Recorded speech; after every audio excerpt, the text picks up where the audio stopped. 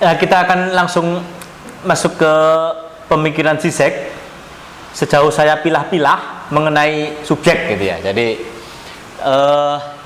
kita dari tadi sudah membahas bahwa zaman sekarang saya nemu kata kuncinya, ini baru sudah saya tulis rupanya.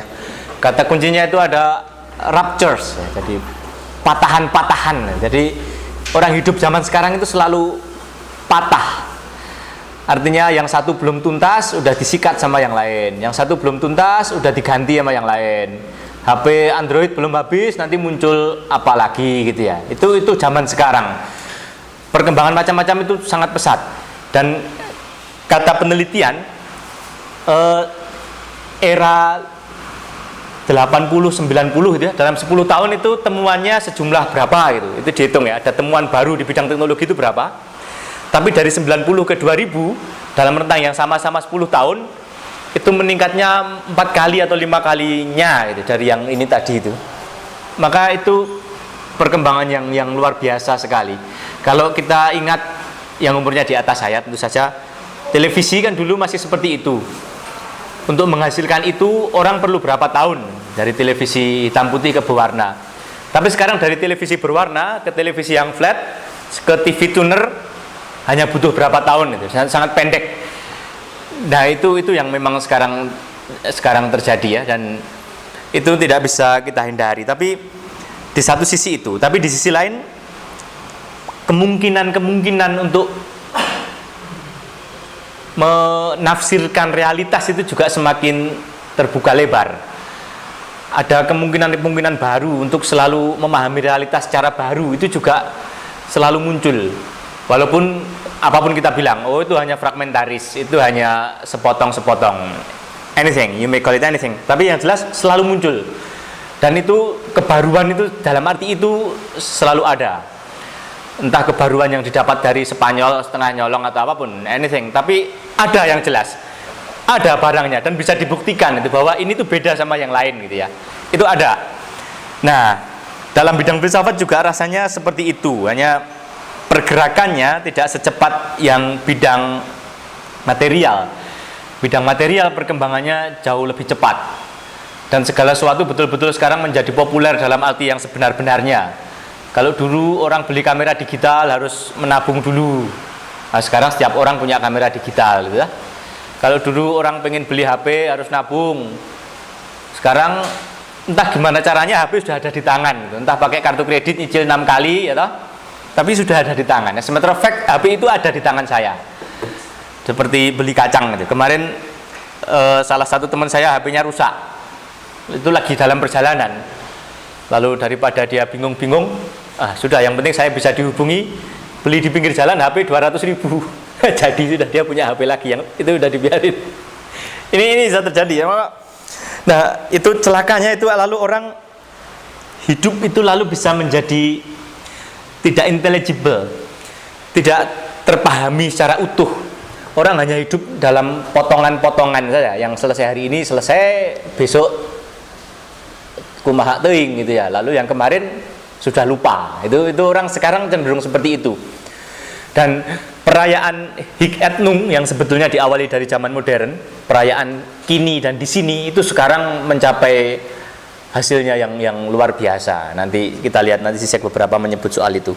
Nah, demikian juga pemahaman filosofis mengenai subjek itu juga mengalami pergeseran-pergeseran yang berarti. Orang mulai perlahan-lahan merasa dirinya sebagai subjek.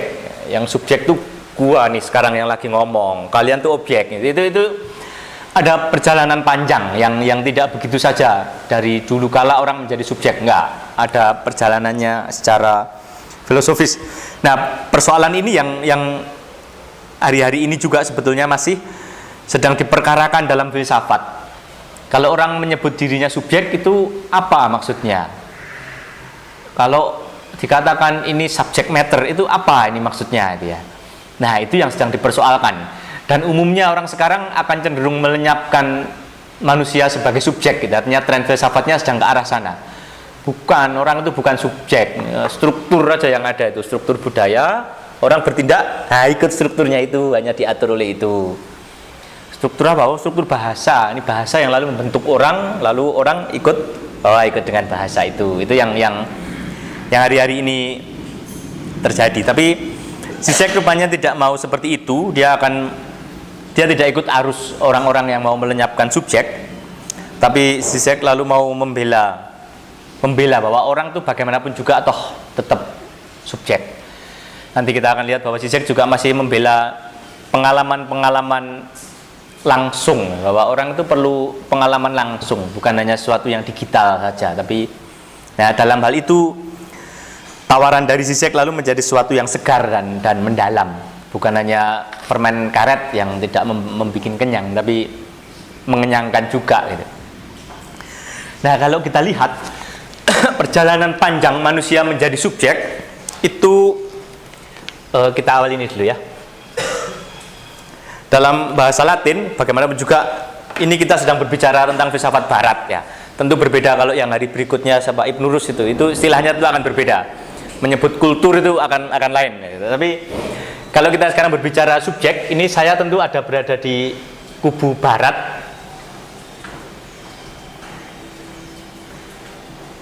Subyaccio itu saya melemparkan ke bawah, atau subyacere, infinitifnya yacere, yaccio itu saya. Yacias engkau, yaciat dia, itu bahasa Latin itu. Nah, melemparkan ke bawah artinya bisa macam-macam. Meletakkan sesuatu di bawah saya, itu ya bisa. Atau menempatkan diri saya terlempar ke bawah di antara yang lain, itu bisa. Tapi secara etimologis itu ada unsur ini. Sub itu bawah, yacere itu melemparkan.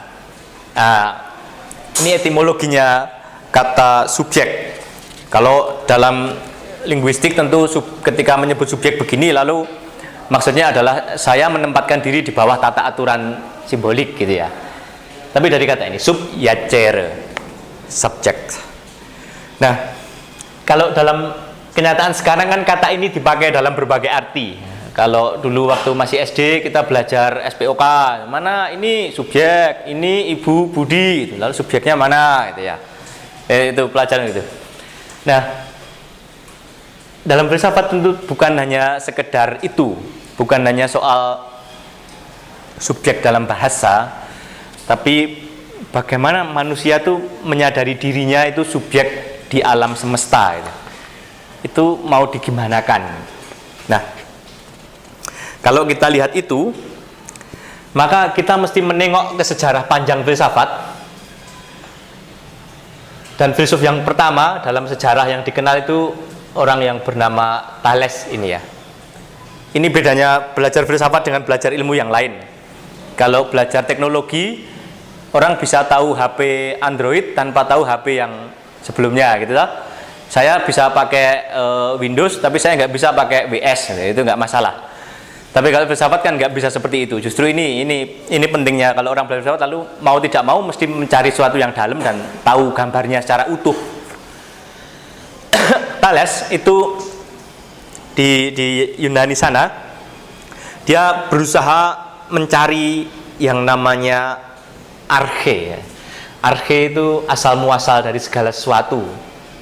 Apa sih asal muasalnya itu apa sebetulnya? Arche, arkeologi gitu ya.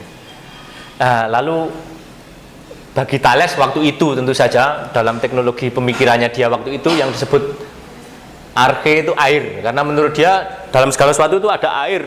Di meja ini ada airnya, di badan kita ada airnya gitu ya. Tapi semenjak Thales mulai memikirkan itu, pelan-pelan juga manusia mulai menjadi subjek. Kalau sebelumnya dalam konteks masyarakat Yunani itu yang selalu jadi subjek kan dewa-dewanya. Dewa ini di gunung itu ada orakel, lalu kita minta petunjuk, karena nggak bisa minta petunjuk ke Google lalu ke orakel ya. Itu zaman dulu selalu begitu. Nah, dalam hal itu manusia tentu bukan subjek, karena berpikirnya dari yang lain terus. Lalu ketika Thales mulai merenung-renungkan, filsuf itu kan kerjaannya begitu, merenung-renung. Saya pernah ditanya orang, kalau filsuf itu kerjanya apa? Mikir. Mikir mau bekerja apa itu maksudnya. Tapi ketika Thales mulai memikirkan tentang hal ihwal realitas, kenyataan itu, ketika itu pelan-pelan manusia mulai mau jadi subjek. Tidak mau yang jadi subjek dewa, Tidak mau yang menjadi subjek itu hanya mitos-mitos saja ya, enggak mau. Walaupun belakangan ini orang selalu sedang merayakan lagi mitos ya. Karena mitos itu bukan hanya omong kosong, tapi ada local wisdom tertentu. Tapi dalam konteks ini yang disebut sebagai mitos itu lalu membuat orang tidak berpikir. Nah, lalu ketika Thales mulai berpikir, sebetulnya kenyataan itu apa? Ya itu, pelan-pelan orang lalu mulai menjadi subjek. Nah, lalu filsuf-filsuf selanjutnya mencoba terus berefleksi atas logos, ya, atas cara pikirnya manusia itu. Lalu selanjutnya di panggung filsafat barat itu juga muncul kaum sofis yang meragukan segala sesuatu, yang menganggap bahwa ukuran untuk segala sesuatu itu manusia. Benar atau tidaknya sesuatu itu manusianya, cantik atau tidak in the eye of the beholder. Nah, maka ketika itu juga lalu jelas orang jadi subjek, yang menentukan segalanya itu orang, bukan dewa, bukan kata nenek moyang, bukan mitos, bukan agama. Kitanya sendiri yang menentukan, itu orangnya itu. Nah, ini jelas manusia pelan-pelan sekali mau menjadi subjek. Ini tokohnya yang agak besar, Protagoras segala itu ya. Dan filsafat begini masih dipelajari terus ya sampai sekarang ya. Jadi ada orang ahli Protagoras gitu ada. Di Indonesia memang nggak ngetren, tapi di Barat masih. Si profesor ini ahli apa? Ahli pemikirannya Thales. masih laku, tapi di sini nggak. Ini pemikiran seperti itu ya, Protagoras menjadi ukuran. Nah, lalu yang paling jelas memang pada tiga tokoh besar filsafat Yunani, Krates, Plato, lalu Aristoteles. Refleksi mereka mulai berpusat pada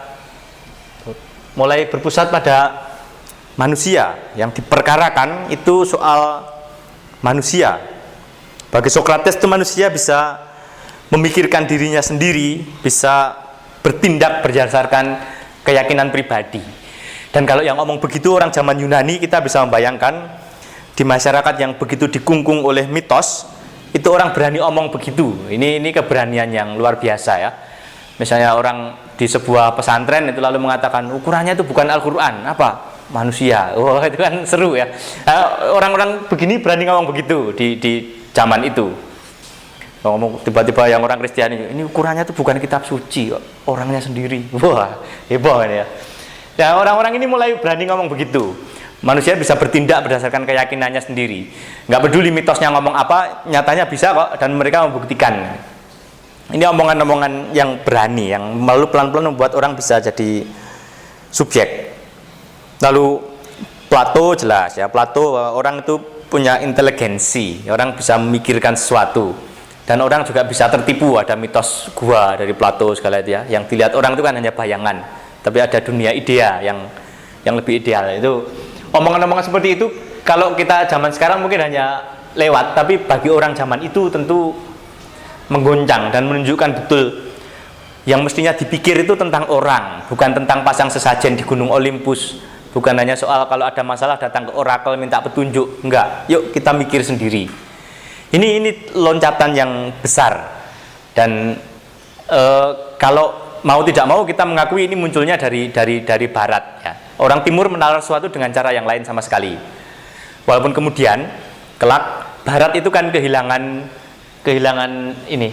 Aristoteles dan Plato. Yang membawa lagi ke Barat itu orang-orang Muslim. Maka filsafat Barat, Kristianitas itu berutang budi pada orang Muslim dalam arti itu sebetulnya.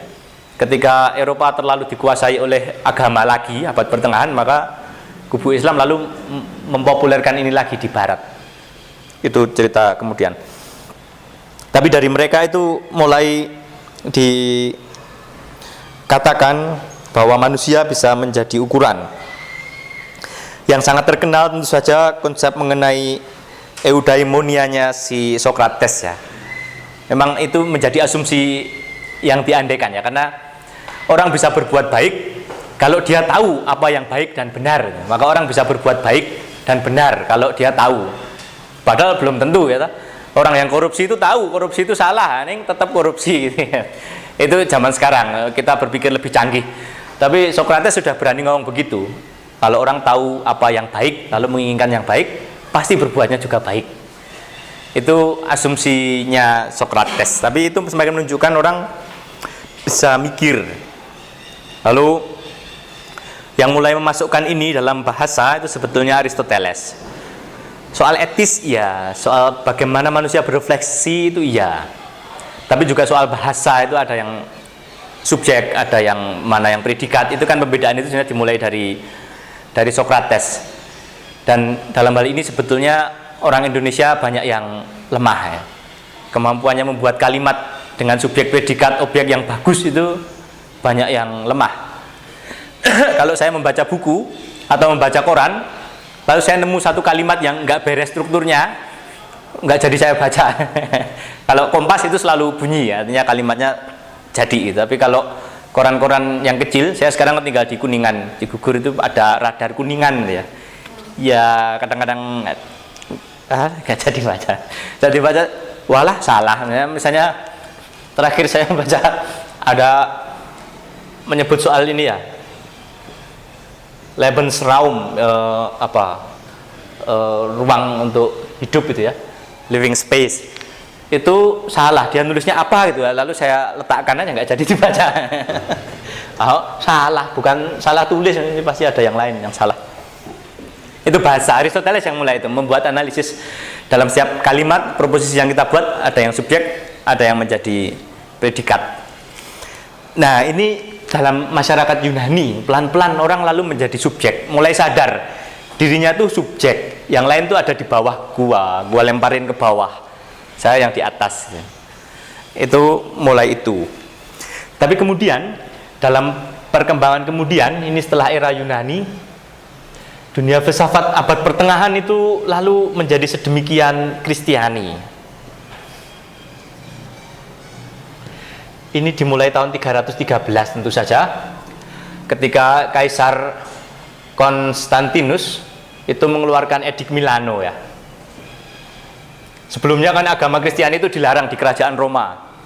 Siapapun yang jadi orang Kristiani lalu dibunuh, dikejar gitu ya, ditaruh satu kandang dengan singa, lalu ya ditunggu saja. 3 hari 4 hari singanya lapar ya orangnya itu dimakan.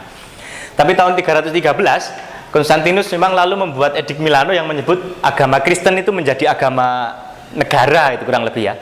Sebenarnya dia tidak menyebut, hanya menyebut agama Kristen itu boleh dipeluk oleh semuanya. Lalu dia sendiri juga masuk ke situ, walaupun ada faktor politik, karena dia waktu itu melihat orang-orang Kristen ini membuat keadaan negaranya goyang, tapi tidak bisa diberantas ya, karena orangnya itu ini biasa, kalau orang direpresi itu tidak akan semakin habis, malah akan semakin militan.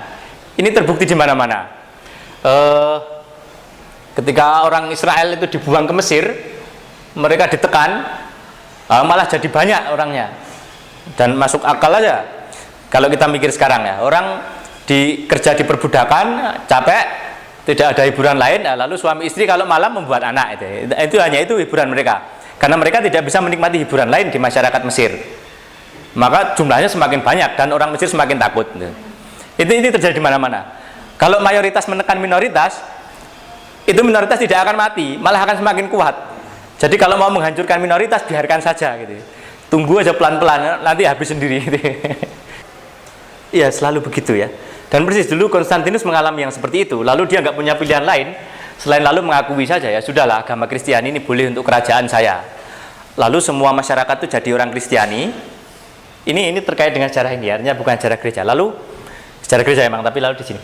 Nah, akibatnya paham pemikiran Kristiani itu juga masuk ke seluruh masyarakat Eropa. Dan itu seolah-olah memutus prestasi yang dibuat oleh orang-orang Yunani ini. Gambarnya kan begitu. Maka abad pertengahan itu filsafat itu isinya adalah teologi gitu. Teologi itu sebenarnya sama dengan filsafat, hanya beberapa asumsi tidak boleh dilanggar gitu lah.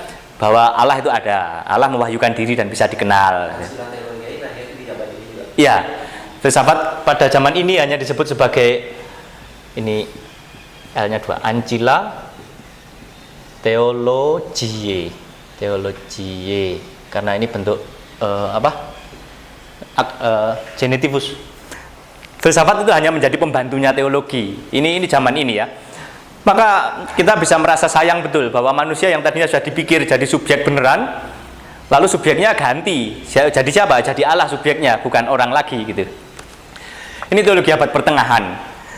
Tapi kemudian dalam keadaan yang seperti ini itu juga masih muncul beberapa gagasan mengenai subjektivitas manusia. Ini memang perkembangan yang arah yang sama sekali lain dari yang ada di Yunani ya. Lalu suasana filsafat jadi sedemikian teologis. Kalau membaca Thomas Aquinas itu ya sama dengan membaca buku ajaran iman Katolik gitu, membaca Thomas Aquinas. Tapi itu filsafat gitu. Bukunya banyak, Summa Theologiae itu. Di zaman itu memang begitu, yaitu gara-gara mau menekan orang Kristen nggak dapat, malah jadi tambah banyak. Ah ya sudah, bolehkan saja memengaruhi ke sini. Tapi ada beberapa orang juga yang lalu mulai memikirkan soal manusia itu sebetulnya tetap subjek. Dia mulai memikirkan ya, salah satunya itu Agustinus si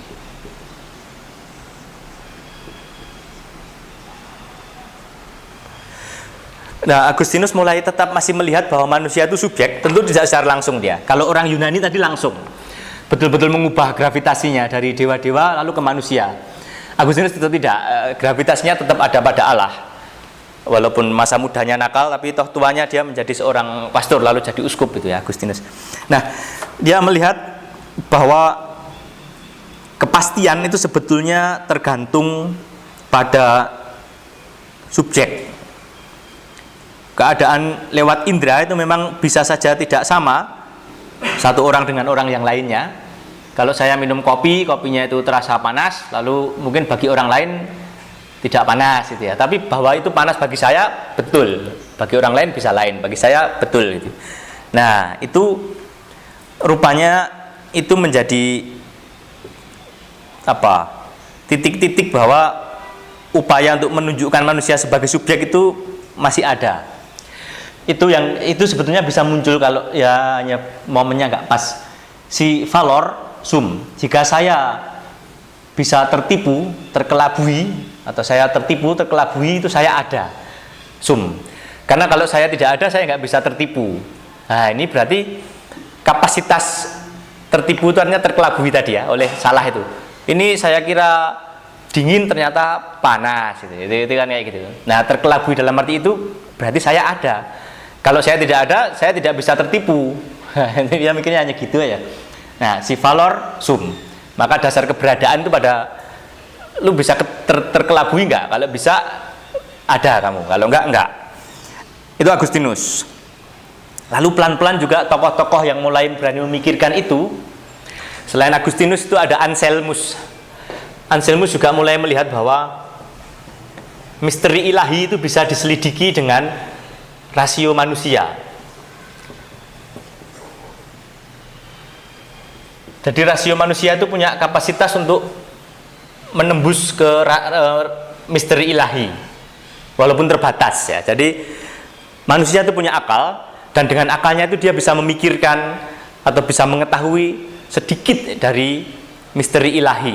Itu sudah dibilang sama Anselmus. Maka subjeknya manusia, ya.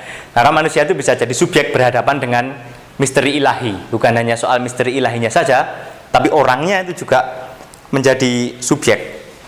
Tapi tentu dengan bantuan wahyu. Anselmus ini sangat Kristiani ya. Misteri ilahi itu ada wahyu yang lalu bisa masuk ke rasio manusia. Jadi manusia itu bisa mengetahui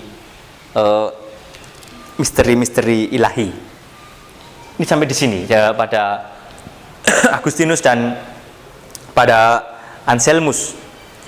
Nah, ini tapi bagaimanapun juga menunjukkan bahwa manusia sebagai subjek itu die hard ya, kagak ada matinya kata orang Betawi.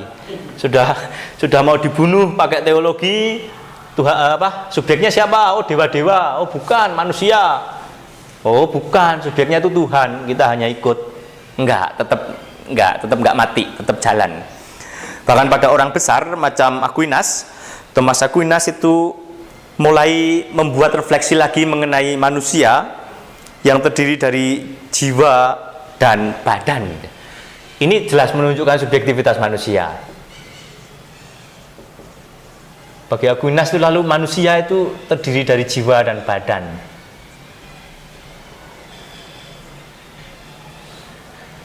Kalau kita melihat filsafat abad pertengahan dengan teliti, sebetulnya filsafat abad pertengahan itu menjadi bekal pada filsafat modern sebetulnya. Hanya filsafat modern itu menariknya lagi ke sisi-sisi yang lebih ekstrim. Kalau pada Aquinas hanya membuat gini, manusia itu terdiri dari jiwa dan badan. Ini jiwa rasional, ini badan yang fisik. Lalu dengan itu yang ilahi juga bisa dijelaskan di sini misalnya gitu. Nah, yang menyokong ini, yang memberi dorongan pada manusia ini tentu saja Allah, gitu ya. Itu bagi Aquinas begitu, bahwa Tuhan itu yang menyokong manusia, yang membuat manusia lalu dia punya jiwa, punya badan. Yang menjadi sumber dari akalnya Tuhan. Jadi kalau kita bisa bernalar, itu kita berpikir sesuai dengan yang dipikirkan Allah itu. Bagi orang seperti ini, yang ilahi itu tentu saja logis. Itu orang-orang seperti itu ya. Walaupun dia mengakui ada mukjizat, tapi di geng abad pertengahan itu yang ilahi itu logis. Itu selalu begitu, dan itu ketat sekali mereka berpikirnya. Nah, pada tiga tokoh tadi masih sudah mulai ada lagi muncul jejak yang menyebut manusia itu walaupun refleksinya sangat teologis, tapi toh manusia dengan akalnya itu mampu meraih mencapai sesuatu gitu, dengan akalnya sesuatu banget kata Syahrini. Tapi dengan akalnya manusia itu manusia bisa mempunyai prestasi mengetahui sesuatu. Bukan hanya dari Allah saja, tapi tren abad pertengahan ya hanya seperti itu. Maka kalau kami belajar teologi itu kan bagian sini ini terasa kering gitu, karena udah pasti udah digariskan. Itu zaman itu. Kemudian ini berlangsung lama ya. Praktis filsafat Barat itu mengalami masa tidur menjadi satu dengan teologi, lalu refleksinya berputar soal Tuhan, soal gereja, soal apa gitu. Mulai dari tahun 300 tadi, abad keempat, sampai tahun 1500. Berarti berapa tahun itu? 1500 dikurangi 300, 1200 tahun. Praktis 1200 tahun itu lalu mandek. Dan pada zaman itu, kalau kita baca buku-buku sejarah, orang belajar itu gurunya membaca, lalu muridnya menghafal bacaannya dan komentar dari gurunya gitu ya. Jadi iya. Di apa? Oh ya. Nah. Terus dihafalkan. Lalu harus ini. Lalu kalau ujian ditanya, kalau ini ngomong apa itu? Terus komentarnya gimana? Nah, itu harus hafal. Itu bertahun-tahun. Dan waktu itu kami menjadi pusatnya. Artinya biara-biara Katolik itu menjadi pusat kegiatan intelektual seperti itu. Ada dosennya itu ya, pastor sudah tua itu lalu mulai ngajar, buka bukunya Aristoteles atau buka bukunya, kalau semenjak zamannya tiga orang ini, lalu Aristoteles tidak terlalu dikenal di Barat, tentu bukunya Aquinas ya. Lalu dibacakan, kasih komentar, suruh ngapalin, itu yang namanya kuliah. Maka yang disebut orang pinter itu yang apalannya banyak, nah itu pinter gitu ya. Oh itu zaman segitu sangat begitu. Dan itu jejak-jejaknya ya masih ada sampai zaman sekarang ya, di tempat pendidikan kami hal itu masih mendapat tempat. Ketika saya di SMA dulu, saya kan SMA-nya khusus ya 4 tahun itu, lalu model begini itu masih ada.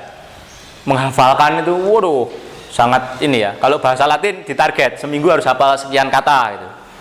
Lalu untuk syarat kenaikan kelas, kalau yang lainnya 10, bahasa Latinnya 5,5, nggak naik ini ya. Di Mertoyudan masih seperti itu. Oh itu hafalan, dan yang jagoan itu yang pengetahuannya banyak dan ensiklopedi, itu jagoan. Tahu ini itu, dan omnia mecum porto ya, ini semboyan-semboyan pada waktu itu. Kalau orang belajar sesuatu pada abad pertengahan itu betul. Nggak tahu kalau begini tanya di Mbah Google ada juga. Porto itu saya bawa bersama dengan saya segalanya. Jadi segalanya yang dipelajari itu saya bawa dengan diri saya. Jadi nggak ada tanya Google dulu. Oh ada di buku catatan, nggak. Zaman-zaman abad pertengahan itu seperti itu. Maka peluang seorang murid untuk berpikir sendiri itu kan sangat sangat kecil, nggak besar. Murid bisa berpikir sendiri, oh nggak zaman. Murid kok mikir sendiri, nggak. Nanti kamu mesti hafal dulu. Ini sampai tahun 1500 ya. Maka dibayangkan bahwa filsafat sepanjang itu praktis manusia sebagai subjek nggak terlalu dianggap. Yang lebih dianggap sebagai subjek ya Tuhan itu tadi. Yang dianggap sebagai subjek apa yang diajarkan oleh Gereja Katolik Roma gitu ya. Tahun segitu.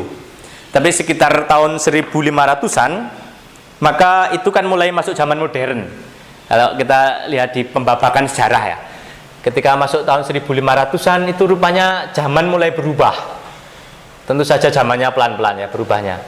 Misalnya salah satunya ada reformasi gereja gitu ya. Lalu orang mulai merasa bosan dengan dogmatisme gereja gitu ya. Reformasinya Luther itu kan tahun 1517. Lalu ini kan reformasi Luther itu juga berperan pada subjektivitas manusia, karena pada gereja Protestan iman itu jauh lebih subjektif daripada dalam gereja Katolik waktu itu. Hari ini kita bisa bicarakan lagi, tapi waktu itu iman itu imannya gereja, umat hanya mengakui, tapi tidak ada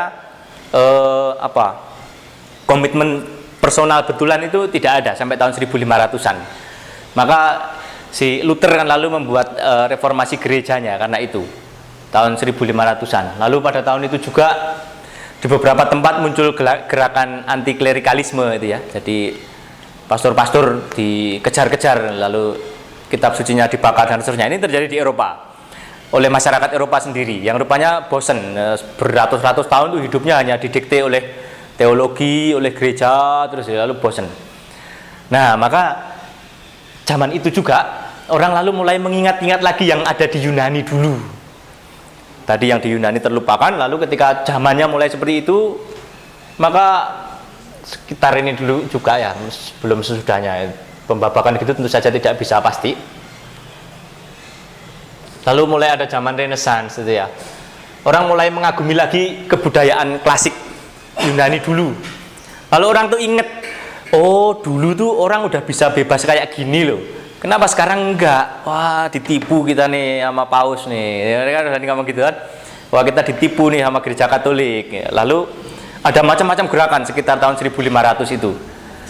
Mulai dari yang kasar sampai ke pembunuhan pastornya, tapi juga yang halus-halus sampai Luther mendirikan gereja sendiri. Bahkan sampai tahun ini kan kitab suci juga tidak boleh diterjemahkan ke bahasa setempat misalnya. Maka mesti bahasa Latin. Lalu yang boleh baca kitab suci ya pastor, yang lainnya nggak boleh. Ini sampai tahun seperti itu kan keadaannya begitu. Tapi rupanya masyarakatnya udah mulai berubah. Lalu zaman Renaissance orang lalu ingat lagi, wah zaman Yunani itu Eropa udah bisa kayak gitu. Orang udah bisa mikir sendiri. Ngapain sekarang kita jatuh lagi? Nah, di tengah-tengah keadaan yang seperti ini, itu lalu muncul si Descartes.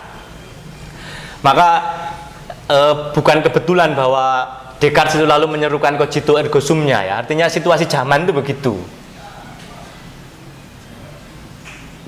Zaman itu memang orang sedang beramai-ramai sekolah menyadari betul bahwa selama bertahun-tahun itu rupanya manusia yang tadinya sudah sedemikian berharga kok lalu jadi nggak berharga sih ini.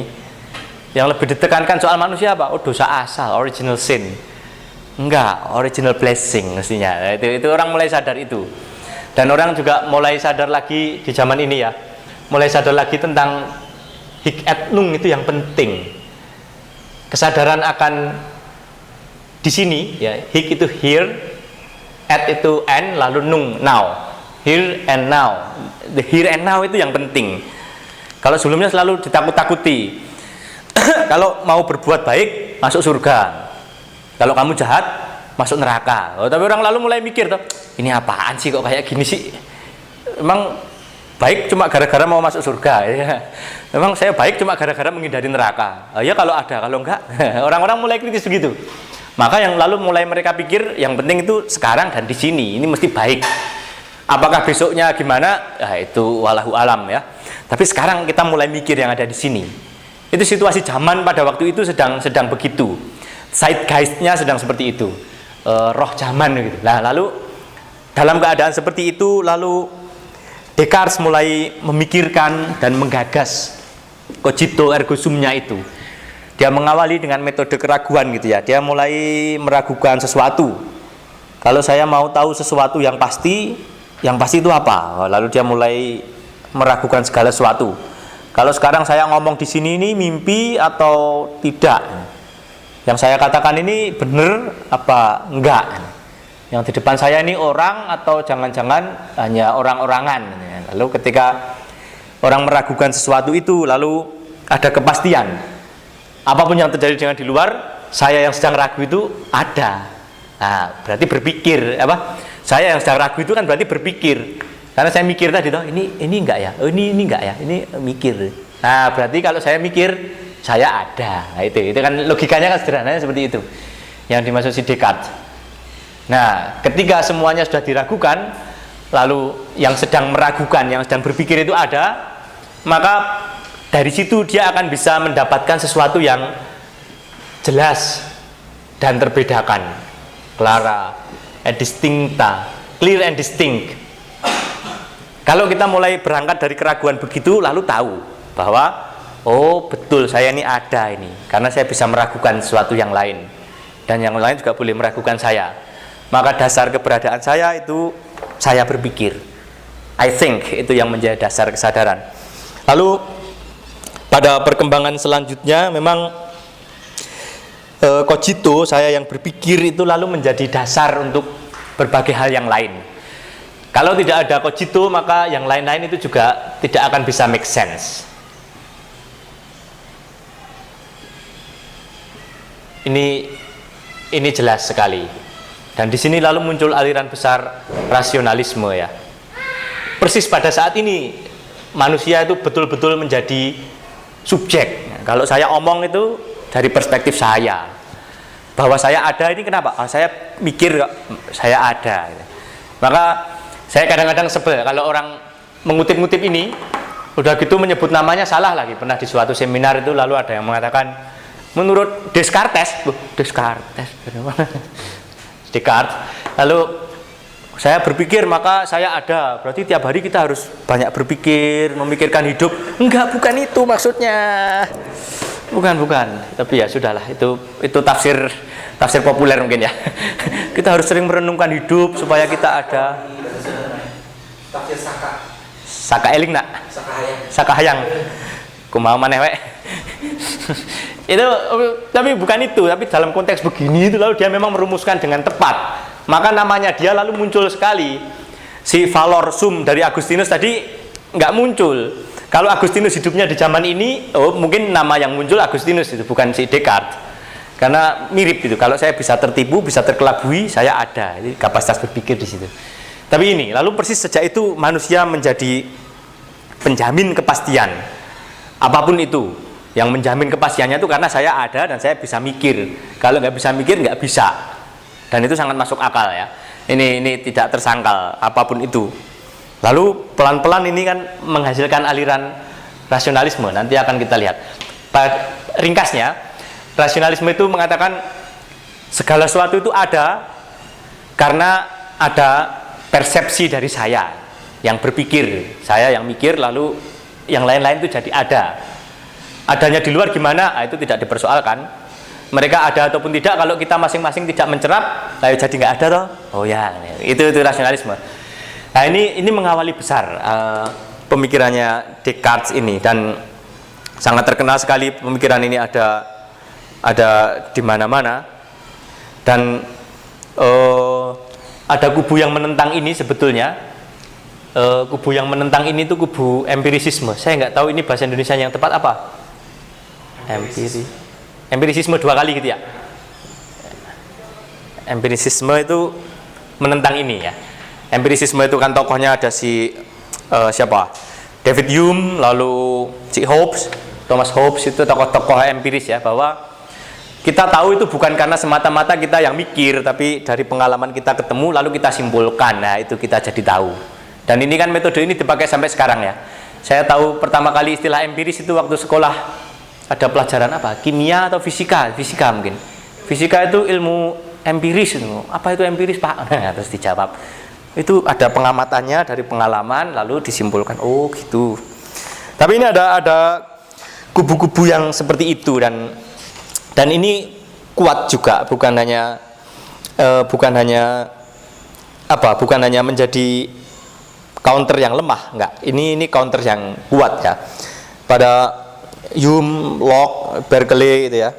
Itu sangat kuat sekali bahwa sebetulnya orang itu bukan subjeknya, tapi dari pengalaman persentuhannya dengan sesuatu itu, nah lalu kita jadi punya gambaran tentang sesuatu hal. Itu pertengkaran lama, tapi kemudian diselesaikan betul oleh si Immanuel Kant. Kant memang sungguh-sungguh seorang filsuf yang cerdas ya bagi saya. Dan bahannya dia masih dipakai terus sampai sekarang. Ini setelah Descartes tadi rasionalisme, lalu ada pertengkaran sedikit dengan empirisisme. Tapi lalu Kant itu kan membuat sintesis dari keduanya. Kant tidak mau memenangkan salah satu tapi dari keduanya, dan salah satu yang sampai hari ini masih sering dibahas dari Kant itu tentang Was ist Aufklärung, itu masih selalu dibahas ya. What is enlightenment? Lalu yang menyebut manusia itu dewasa sapere aude, bisa bebas dari Unmündigkeitnya gitu. Itu Kant yang itu. Dan cerdas sekali. Termasuk soal kosmopolitanisme itu beberapa kali orang menyebut nama Kant sebagai penduduk dunia kita itu. Cuma saya kadang-kadang tertawa ya, hanya iseng ya. Bagaimana mungkin Kant bicara soal kosmopolitanisme? Dia sendiri seumur hidup tidak pernah pergi dari Königsberg, hanya tinggal di satu kota kecil itu aja terus mulai lahir sampai mati gitu ya. Bagaimana dia bicara tentang kosmopolitan? Kita ini lebih kosmopolitan, ke luar negeri, keluar pulau, ketemu banyak orang. Tapi ya sudah. Tapi lalu kemudian persoalan tadi memang diselesaikan oleh Kant dengan membuat sintesis antara empirisisme dengan rasionalisme yang sintesis yang cerdas bagi saya. Ini agak rumit memang, tapi pengetahuan itu dijaring-jaring ya. Sebenarnya selalu disebutkan begini. Ini apa? Ini benda. Habis.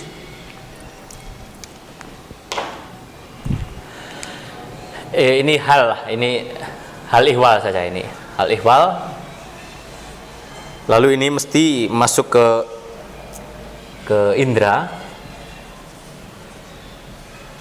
Lalu ini masih ada 2 tingkat lagi. Verstand, lalu Vernunft. Nah, maka bagi Kant itu prosesnya seperti ini ya, bahwa kita bisa mengetahui sesuatu, kita bisa tahu sesuatu itu betul atau tidak itu setelah melalui proses seperti ini. Res itu hal ihwal, bahasa Latin ya, thing. Hal ihwal itu masuk ke indera kita, ke indera mata, ke indera pencerap, ke indera yang lain. Lalu dalam indera itu ada kategori-kategori, lalu diselesaikan lagi. Lalu ada kategori ruang, kategori waktu, macam-macam, ada 12 kategori itu. Bukunya rumit sekali kalau berminat membaca. Lalu didapat kesimpulan setelah melalui serangkaian proses ini. Jadi pengetahuan itu didapat bukan hanya dari pengalaman dengan ini saja, tapi dari pengalaman ini yang sudah disaring oleh kategori ruang dan waktu, kategori warna, kategori intensitas, itu semua sudah ada di otak kita. Nah, jadi kalau saya punya pengetahuan, itu racikan dari apa yang empiris yang itu dialami dengan yang sudah ada di dalam kepala saya. Nah, maka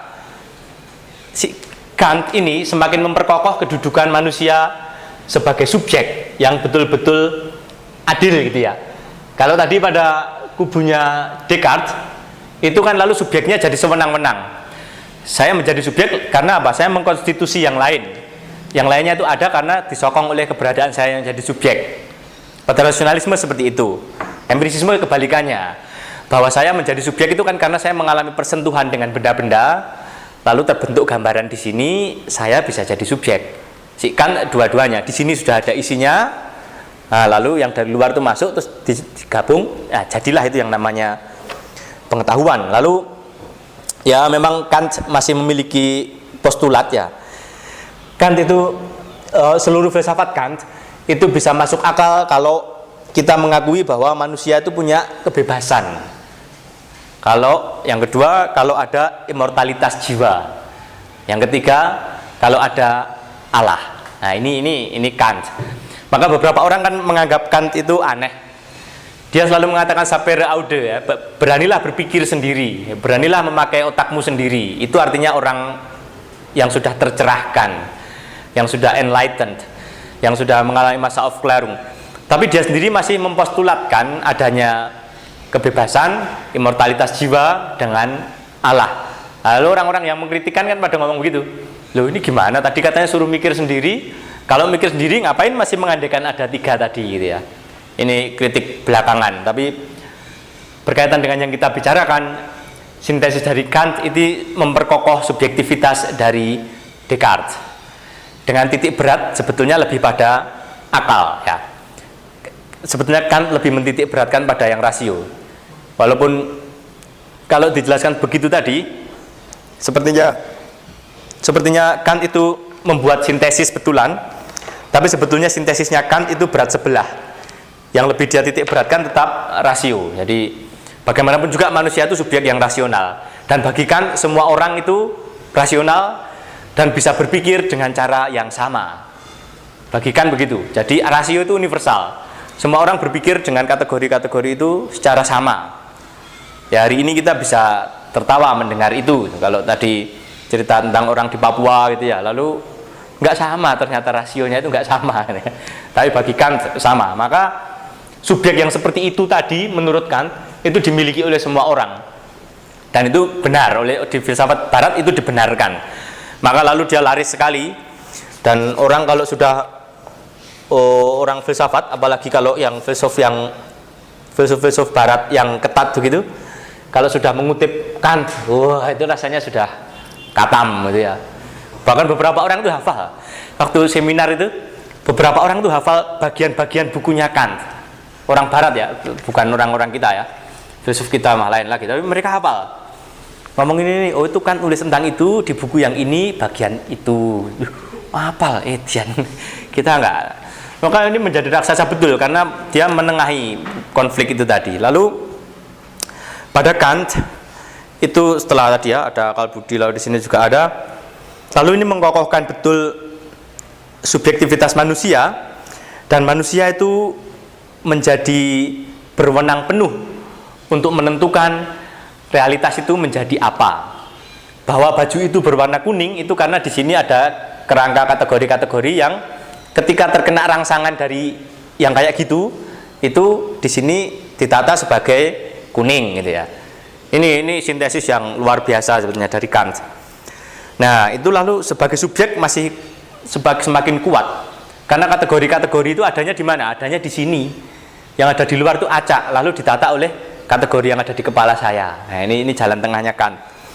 Lalu kalau itu hanya sampai di situ, lalu ada aliran yang sesudah Kant, pada aliran idealisme Jerman itu tadi lebih diradikalkan lagi.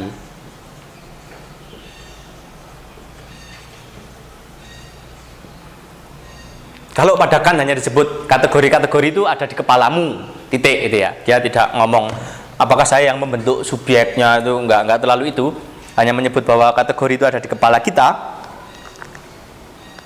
Tapi kemudian bagi kaum idealis, tokoh besarnya ada 3 ya, si Hegel, Fichte, lalu siapa satu lagi? Schelling.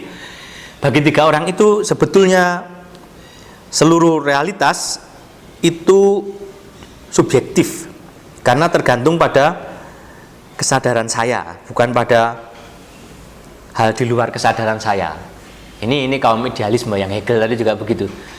Segala sesuatu tergantung pada kesadaran saya. Hegel memang masih agak lebih Kristiani ya, karena Kristiani dalam arti mengakui roh ya. Yang paling pokok mah tetap roh gitu. Tapi roh itu kan juga ada dalam diri saya, lalu saya yang mempersepsi segala sesuatu itu.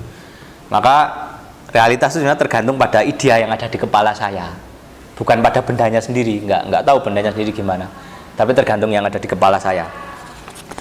Ini idealisme Jerman ya, dan ini laku memang. Dan pada Hegel realitas itu seluruhnya intelektual dan mengembara untuk mendapat kesadaran diri. Maka ini tadi yang saya katakan sebagai monismenya Hegel. Pada dasarnya itu semuanya adalah satu. Nah, lalu kalau semuanya itu satu, lalu memecah diri dalam yang banyak ini, kelak juga akan kembali menjadi yang satu. Yang satu itu apa? Itu roh yang rasional. Hegel selalu membayangkan realitas itu seperti itu. Kalau kita agak sulit membayangkan itu, ya membayangkan yang model New Age saja ya, bahwa semuanya ini energi. Ide yang saya tampilkan kepada Anda ini energi juga. Pikiran positif energinya tinggi gitu katanya, lalu yang negatif rendah. Ada macam-macam sih, Matsumoto apa meneliti air itu segala, ada banyak sekali zaman sekarang. Tapi Hegel sudah berpikir begitu juga, bahwa seluruhnya ini roh. Nah, masalahnya adalah, saya bicarakan itu di bagian mana ya? Oh, belakang mungkin. Nah, dalam subjek besar ya, yang adalah roh, manusia itu subjek kecil, itu kan dia selalu memanifestasi dalam berbagai bentuk, terkonfigurasi dalam berbagai bentuk. Ketika terkonfigurasi dalam berbagai bentuk itu, roh itu mengalami self othering with itself.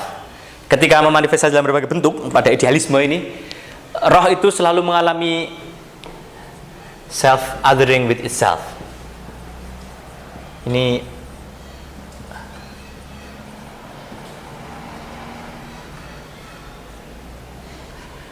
dia selalu memecah dirinya atau membuat dirinya lain daripada dirinya sendiri terus, karena ada yang jadi seperti saya, ada yang jadi seperti Anda gitu ya. Nah, dalam self othering with itself ini yang kemudian oleh Zizek dan itu dibaca bahwa dalam subjek ala Hegel sebetulnya juga sudah terlalu terjadi split subject itu nanti. Tapi dalam Hegel ini, jadi yang roh yang besar itu mengalami self othering with itself, selalu terlepas dari dirinya lalu jadi macam-macam. Nah, ini lalu persis sebetulnya pada Hegel, karena subjek yang manusia ini tidak terlalu kokoh, lalu pada Hegel dikaitkan dengan sesuatu yang lebih besar. Kalau abad pertengahan Tuhan, sebetulnya sekarang ini jagoannya adalah roh, gitu. Sebenarnya hanya gitu-gitu saja sebetulnya.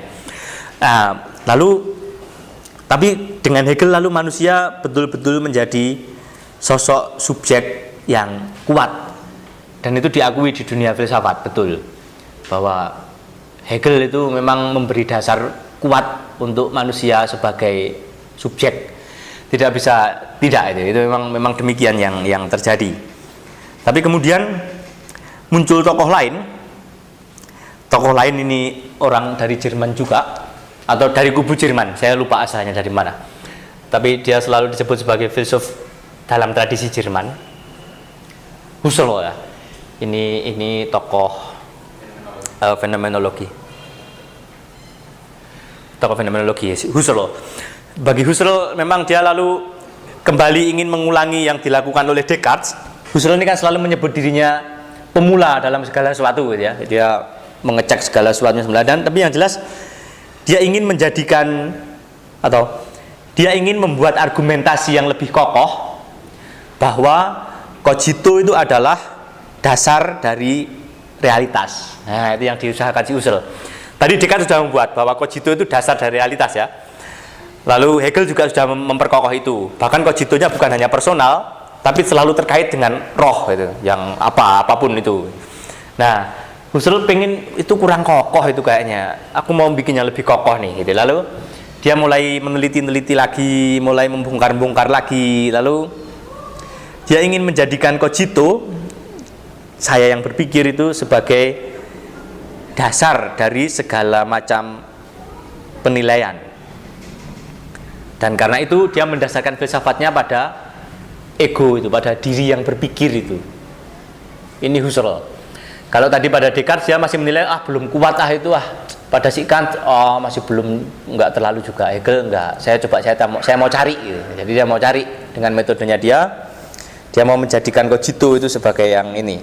Nah, metodenya ini memang menarik, metode fenomenologi yang dikenal sebagai reduksi.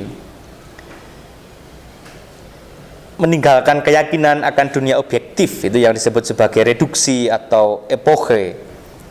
Karena setiap proposisi itu bisa salah. maka perlu direduksi, sehingga setelah direduksi lalu yang tinggal adalah subjeknya manusia. Artinya gini, kalau tadi Descartes tidak ngomong apa-apa tentang isinya cogito itu apa, dia nggak ngomong, hanya ngomong cogito itu saya yang berpikir, gitu lah. Cogito, cogitare itu kan berpikir bahasa Latin, ego cogito. Nah, lalu pada Hegel juga tidak banyak ngomong tentang itu, hanya cogitonya yang berpikir itu selalu nyangkut dengan roh semesta yang punya nalar. Bagi Husserl enggak coba. Lalu si Kant malah lebih lagi, cogitonya itu ada saringan-saringannya, gitu. Bagi Kant kan gitu. Di dalam cogito itu ada kategori warna, kategori apa gitu. Husserl nggak mau seperti itu, nggak mau. Itu pasti sudah dipengaruhi oleh yang lain-lain lagi. Lalu yang lain-lain tadi dia buang dan dia cari betul sebetulnya apa yang ada dalam saya berpikir, ada dalam kesadaran kita itu apa. Nah, maka lewat serangkaian itu lalu dia mendapatkan pure ego, jadi ego yang murni, yang bebas dari berbagai macam kategori. Setelah dibuang-buang semuanya, pendapatnya Kant dibuang, pendapatnya siapa dibuang, maka dia hanya akan mendapatkan pure ego yang murni. Nah, ego yang murni ini seperti apa? Dalam penelitian Husserl, dia mendapati bahwa kesadaran itu tidak pernah bisa murni, tapi dalam kesadaran itu ada dunia yang selalu mengalir, dan itu yang dia sebut sebagai Lebenswelt, dunia yang hidup. Lebenswelt. Maka dalam pure ego itu sebetulnya bukan soal kategori-kategori, bukan soal saya berpikirnya apa, ya sudah pokoknya saya berpikir. Enggak. Tapi pure ego atau kesadaran itu sesuatu yang rupanya dunia hidup yang selalu tak berjarak dengan apapun, tapi sekaligus juga selalu terarah pada yang lain. Jadi dalam kesadaran kita itu memang tidak pernah sendirian dalam dirinya sendiri, karena orang selalu sadar akan sesuatu. Maka kesadaran itu intensional, terarah pada yang lain. Nah, yang lain itu apa? Yang lain itu ya seluruh realitas dan macam-macam itu yang oleh Husserl disebut sebagai Lebenswelt. Dunia sehari-hari yang memang sudah selalu ada dan itu ngalir, itu tidak kita pikirkan dengan kategori warna, itu tidak pikirkan bahwa kita sedang berpikir, enggak. Tapi dunia kategori ini adalah dunia yang sudah sehari-hari dan itu sudah mengalir aja, Lebenswelt, living world, our living, dunia yang kita hidup di situ kok, kita nggak usah mikir, nggak usah apa-apa, itu kita sudah selalu nyangkut dengan yang lain. Maka kesadaran kita itu intensional. Nah, ini anehnya dia mencari pure ego yang belum terpengaruh oleh apapun. Ketika ketemu di sini malah ditemukan, ternyata pure ego itu nyambung dengan yang lain, gitu ya. Nah, ini yang ditemukan si Husserl. Maka dengan itu dia sebetulnya mengoreksi ya, atau semacam meluruskan pandangan dari kaum idealis tadi setelah diselesaikan oleh Kant. Lalu kaum idealis kan jelas menemukan bahwa yang pertama-tama yang penting itu soal rasio, yang lain itu adalah manifestasi dari roh yang gede tadi. Ini hanya manifestasi itu. Tapi bagi Husserl enggak, ketika dibongkar-bongkar dalam kesadaran diri itu yang ada subjektivitas yang kalir, yang selalu terkait dengan sesuatu yang lain. Maka pada Husserl subjek itu lalu tidak setertutup yang dibayangkan oleh kubu idealisme. Pada Husserl lalu subjek itu bukan hanya semata-mata menjadi ya pokoknya subjek yang tertutup lalu tidak terpengaruh oleh yang lain, karena justru saya yang membentuk yang lain, kategori yang lain itu dari yang ada di kepala saya, enggak, tapi sudah selalu terkait dengan yang lain. Ini Husserl. Maka di sini kita melihat pada Husserl ada subjektivitas yang jauh lebih rendah hati daripada pada Descartes, pada Kant, pada idealisme Jerman yang begitu sombong lalu merasa segalanya itu bisa dibereskan. Ini pengalamannya Husserl. Tapi kemudian dalam perjalanan sejarah arahnya kemudian menjadi lain lagi ketika ada aliran baru yang sedemikian digemari di Prancis, aliran eksistensialisme. Sebenarnya diawali sama Kierkegaard juga ya, tapi umumnya orang selalu mengkaitkan ini dengan dengan Sartre di Prancis. Aliran ini rupanya lebih melihat kembali subjek yang tertutup gitu. Kalau tadi pada Husserl itu subjeknya sudah mulai terbuka, Husserl hanya meneliti sampai situ ya, dia tidak melanjutkan bahwa kesadaran kita itu ternyata selalu terarah pada yang lain, selalu nyambung dengan yang lain. Maka tidak betul kalau yang membentuk semuanya ini kesadaran saya, enggak, karena selalu nyambung dengan yang lain. Nah, maka pada Husserl sudah mulai sampai situ sebetulnya. Maka ini sudah mengarah ke yang kontemporer. Tapi pada Sartre lalu menjadi lain lagi, karena bagi Sartre dia lihat bahwa kesadaran itu selalu membuat aktivitas negasi gitu ya. Jadi pada Husserl walaupun dia sebetulnya satu kaki sudah mau melangkah pada meninggalkan subjek modern, tapi toh badannya lebih berada di subjek modern ya. Hanya dia menunjukkan subjeknya toh tidak setertutup itu, sedikit terbuka gitu. Tapi dengan munculnya eksistensialisme pada Sartre yang lebih kejam lagi, itu melihat bahwa dalam diri atau dalam manusia sebagai subjek itu selalu terjadi aktivitas menegasi yang lain. Menegasi. Jadi kalau saya omong itu saya sedang kepingin jadi subjek, lalu saya jadi subjek, Anda sekalian ini jadi objek. Tapi tiap-tiap subjek itu selalu ingin menjadi, tiap-tiap orang selalu ingin menjadi subjek dan mengobjekkan yang lain, menegasi yang lain, menganihilasi, istilahnya ngeri-ngeri, anihilasi, melenyapkan, memberantas gitu. Dan ini selalu dicontohkan paling jelas ya, kalau kita juga bisa merasakan kalau waktu kecil mungkin kita pernah mengintip-ngintip sesuatu gitu ya. Kalau kita mengintip itu kan kita melakukan tindakan menegasi yang lain. Di kamar atau di ruangan tadi ada apa itu, kita mengintip gitu. Persis ketika kita mengintip itu, diri kita menjadi subjek atas realitas yang ada di sekitar kita. Menjadi subjek betul, karena kita merasa menggenggam apa yang ada yang dibalik yang kita intip. Tapi ketika kita mengintip dari lubang kunci lalu ada bunyi langkah gitu, wah, lalu seketika itu susunan metafisiknya berubah. Kita lalu menjadi objek yang merasa diawasi oleh langkah kaki tadi. Padahal itu belum tentu ada orangnya gitu ya. Kalau tidak percaya silahkan nanti ngintip gitu ya. Lalu lalu ada langkah kaki seret, lalu lalu dia akan menjadi objek seketika itu. Tapi ketika dilihat nggak ada apa-apa, menjadi subjek lagi. Nah, bagi Sartre kan relasi antar manusia seperti itu. Maka yang tadi pada Husserl sebetulnya sudah mulai ada tanda subjek itu bisa terbuka, pada si Sartre lalu ditutup lagi pintunya, tidak lagi dibuka bahwa subjek itu terbuka, enggak. Subjek itu malah ingin menegasi yang lain.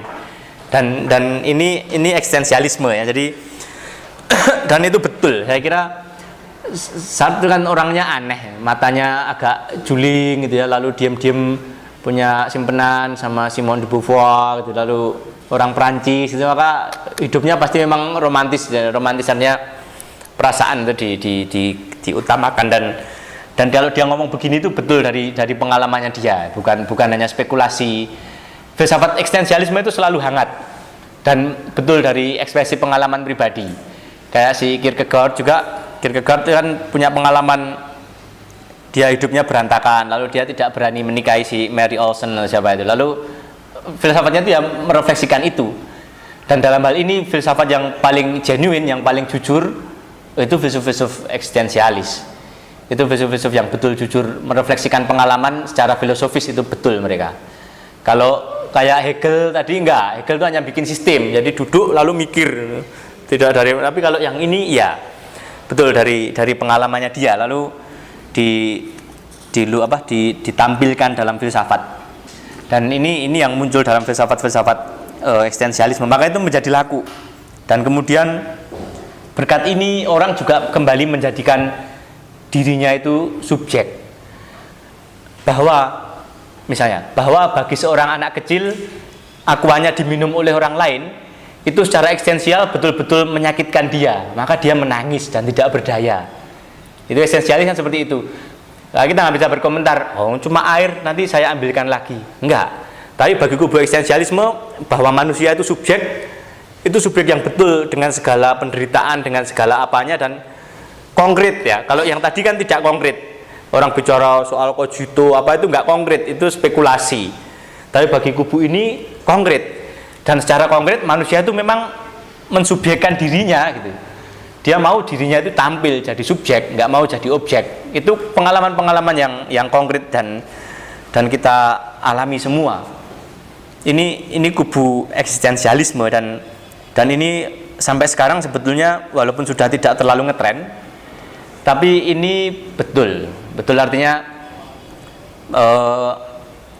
ketika misalnya ada kejadian yang sama yang dialami oleh orang, tapi efeknya kan secara eksistensial bisa berbeda. Kalau seorang gadis tiba-tiba diputus oleh cowoknya, itu peristiwa eksistensial betul bagi dia ya. Lalu bisa menangis di atas bantal, mungkin saya nggak tahu. Ini spekulasi saya. Kalau orang diputus lalu menangis di atas bantal, lalu bisa curhat ke sana sini, itu peristiwa eksistensialis bagi dia, dan dia sebagai seorang atau sebuah ya, atau sesosok subjek itu tersakiti benar oleh hal itu. Bagi orang lain biasa, sudah cari cowok lain. Dan juga sebaliknya, cowok juga bisa begitu ya. Ditinggal cewek, sudah cari cewek lain, memang cewek cuma ada satu, enggak, ada yang lain. Tapi enggak bisa. Kita masing-masing punya pengalaman seperti itu. Kok kamu hanya kayak gitu aja? Enggak, kita enggak bisa berhak, enggak pernah berhak ngomong gitu sebetulnya. Oh, hanya gitu aja kok. Enggak, ini lain. Itu membuktikan betul bahwa kita ini subjek, kita enggak mau jadi objek. Ini pada kubu ini, dan persis pada eksistensialisme itu lalu manusia sebagai subjek itu betul-betul naik daun ya, karena setelah tadi kan semuanya spekulasi. Manusia sebagai subjek itu tadi spekulasi semua. Dari yang zaman itu sampai zaman ini, lalu sekarang ini menjadi subjek yang konkret, yang bisa disakiti, maka kokoh sekali dan sepertinya tidak tergoyangkan ya, bahwa klaim subjektivitas dari kaum eksistensial itu sepertinya tidak akan goyang. Tapi rupanya cerita filsafat tidak hanya sampai di situ. Ketika tahun 60-an lalu mulai ada aliran strukturalisme. Ini aliran yang menarik juga ini. Nanti bisa kita tuduh ini. Ada tuduhan menarik tentang ini. Strukturalisme. Aliran ini kan diawali bukan dari teori sosial ya. Ini aneh ini. Ini aliran yang aneh bagi saya. Ini ekskursus mungkin. Tapi ini kan diawali dari pendidikan bahasa ya, linguistik dari si Saussure. Saussure melihat bahwa bahasa itu bermakna karena ada sistem pembedaan gitu ya. Dan ada kesepakatan antara apa atau bahasa Indonesianya? Penanda dengan tinanda, ya itulah, signifier dengan signified, itu aja yang lebih mudah. Bahwa ini spidol itu kan tidak ada kaitan masuk akal. Kenapa ini diberi nama spidol? Nggak ada. Bahwa ini namanya jam tangan, nggak ada. Nah, Saussure itu kan melihat itu. Jadi bahasa itu bisa bermakna karena ada perbedaan. Perbedaan bunyi, perbedaan apapun. Dan relasinya itu arbitrer ya, relasi arbitrary lah bahasa Inggris saja. Bahasa Indonesia aneh. Relasi antara signifier dengan the signified itu tidak adil atau sewenang-wenang. Ini kan si Saussure ya. Teori linguistiknya ngomong begitu. Nah, lalu dari teori linguistik yang seperti itu, ada seorang antropolog yang membuat penelitian. Mungkin kalau ada yang mau tanya langsung dipotong saja ya sebelum sampai jauh. Nah, dari si Saussure ini ngomong begitu. Ini hanya soal bahasa. Lalu si Levi Strauss itu aneh. Ini saya selalu merasa curiga ini dengan orang ini. Levi Strauss itu meneliti sistem kekerabatan, entah. Lalu setelah ini kita bisa tahu bahwa orang postmodern itu betul. Nah, dalam sistem kekerabatan itu ternyata juga ada relasi seperti itu, bahwa sistem kekerabatan itu bisa dipahami kalau dilihat dalam konteks keseluruhannya. Dan dalam keseluruhan itu artinya ada pembedaan antara om dengan keponakan. Maka dalam kekerabatan yang lain tidak bermakna bagi orang Padang ya, yang selalu atau ada suku di Indonesia yang anak itu lalu menjadi tanggung jawab omnya ya, atau Pak D-nya. Ada beberapa suku yang seperti itu toh. Nah, dalam relasi seperti kekerabatan seperti itu menjadi bermakna bahwa ketika saya punya anak, anak saya menjadi tanggung jawab kakak saya itu. Kalau dipahami dalam keseluruhan cara pikir masyarakat situ. Kalau tadi sudah hanya ngomong soal bahasa, ini soal kekerabatan dan macam-macam hal soal struktur sosial. Itu hanya bisa dipahami dalam konteks tempat situ. Di tempat lain tidak. Ya, itu yang dia katakan. Nah, saya tuh merasa curiganya begini. Jangan-jangan sebelum melakukan penelitian si Saussure ini, si Levi Strauss ini membaca bukunya si Saussure. Lalu ketika dia membuat penelitian, Levi Strauss itu mengimpose apa yang dia dapat dari teorinya Saussure ini. Ya, itu kecurigaan saya. Tapi ya kita nggak bisa bertanya dia dulu membaca atau tidak itu karena sudah mati juga ini.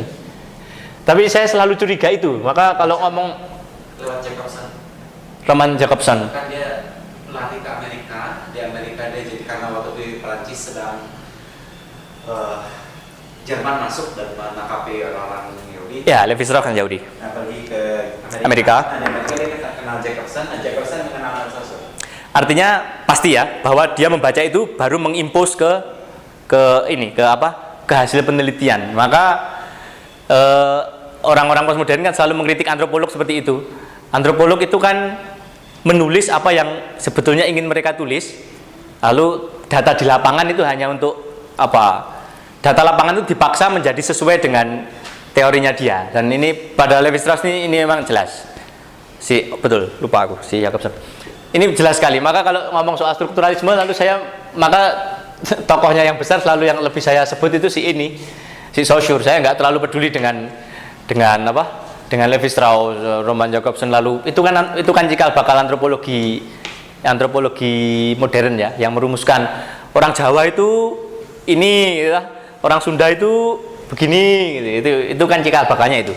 Saya nggak terlalu ini karena bagi saya lewat penelitian maupun tidak, yang penting cara pikirnya itu begitu gitu ya. Dan ini jelas sekali. Nah, lalu pada strukturalisme lalu orang menjadi strukturalisme memang tidak muncul sendiri karena sudah mulai diawali tadi ya si Levi Strauss, lalu kerabatan. Nah, lalu dalam strukturalisme itu subjek menjadi hasil atau apa?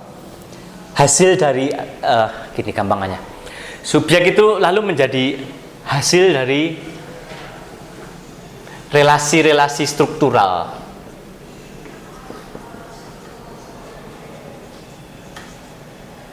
Nah, subjek itu lalu menjadi hasil dari relasi-relasi struktural yang ada. Bahwa saya menjadi subjek itu karena kita hidup dalam masyarakat yang bentuknya seperti ini. Kebetulan sekarang saya sedang omong, dan kalau saya omong begini lalu yang lainnya mendengarkan, lalu saya jadi objek. Nah, maka dalam struktur yang seperti ini saya jadi subjek. Itu kan gampangannya seperti itu.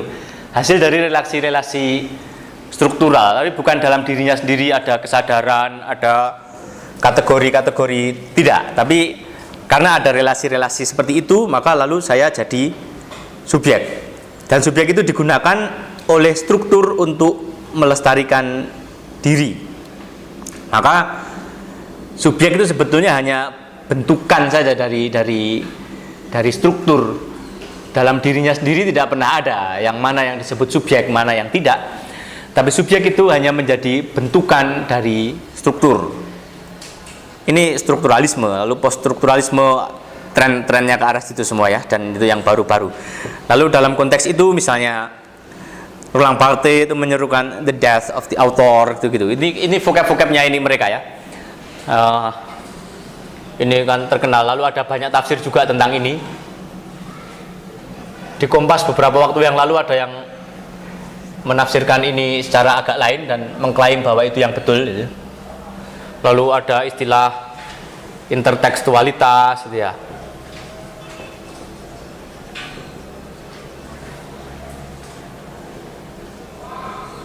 Kalau Derrida apa sih istilahnya? Yang satu vocab mengacu ke yang lain itu si Derrida itu pakainya istilah Deforang ya.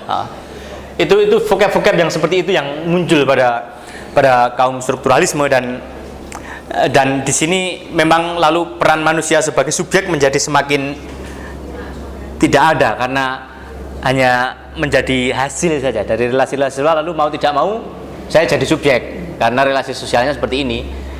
Kalau lain mungkin bisa lain, tapi yang jelas strukturnya itu yang menentukan. Dan dalam hal ini kita tidak usah memikirkan bagaimana Levi Strauss merumuskan, karena kalau kita membaca, jadi rupanya begini, filsuf itu kan selalu membaca yang abstraknya. Jadi kalau kita membaca Levi Strauss, yang kita baca itu kan kesimpulannya. Tapi ternyata kalau kita baca betul bukunya Levi Strauss, saya waktu itu membaca buku yang secondary sources-nya sih, tapi yang orang secara antropologis menjelaskan penelitiannya Levi Strauss tentang kekerabatan itu, ternyata ini rumit sekali, ternyata sangat rumit, jauh lebih rumit dari filsafat bukunya itu. Waduh, yang ini digambar ya, ini bapak, ini ibu punya anak ini, dan itu rumit sekali. Tapi itu di ranahnya dia, dan kerumitan itu kan lalu dia tata berdasarkan siapa si Saussure tadi, bagaimanapun juga begitu. Tapi mulai ini The Death of the Author dari Roland Barthes, lalu intertekstualitas itu lalu persis soal manusia sebagai subjek itu menjadi tidak lagi jelas. Subjek yang berkesadaran. Kalau tadi pada eksistensialisme itu kan memuncak, saya ini subjek yang punya kesadaran. Nah, lalu pada ini enggak, itu hanya relasi-relasi saja. Nyatanya apa? Itu kalau kita mengatakan sesuatu itu kan yang kita katakan hanya jalinan dari pendapatnya orang macam-macam, lalu kita kumpulkan di mulut kita, keluarkan ke sana. Itu. Kalau nulis teks juga, teks ini hanya rajutan dari macam-macam teks. Bahkan pada titik ekstrim, ini kan hanya rangkaian dari huruf A, B, C, D disusun. Lalu jadi make sense begini karena ada struktur bahasa yang seperti ini ya. Lalu kita jadi ngerti. Lalu manusia sendiri sebagai subjek hanya tempelan dari itu semua saja sebetulnya. Tapi The Death of the Author itu memang menjadi jelas ininya ya. The Death of the Author itu memang paling enggak ini terbukti betul kalau bahwa setiap kali kita melemparkan diskursus itu efeknya tidak akan pernah bisa kita duga. Kalau kita mulai menulis, mulai apa, maka tafsir orang atas tulisan itu nggak akan pernah bisa kita tebak. Itu betul. Dalam arti itu betul. Entah mau orang mau menafsirkan apapun tentang The Death of the Author, lalu intertekstualitas juga seperti itu. Itu betul. Nah, ini mulai menyerang pada subjektivitas manusia yang berkesadaran tadi. Kesadaran apaan sih? Enggak, kesadaranmu itu ditentukan oleh itu. Marx juga sebenarnya mulai di sini, karena bagi Marx kan kesadaran seseorang itu dibentuk oleh kelasnya dia. Seorang yang berkesadaran sebagai buruh akan memiliki tingkat kesadaran yang lain daripada seorang pengusaha yang kaya. Pengusaha kelas menengah akan lain dari pengusaha yang ada di sana. Maka lalu tidak pernah lagi jelas sebetulnya subjeknya itu seperti apa. Lalu memang yang lebih keras lagi menyingkirkan subjek itu psikoanalisis.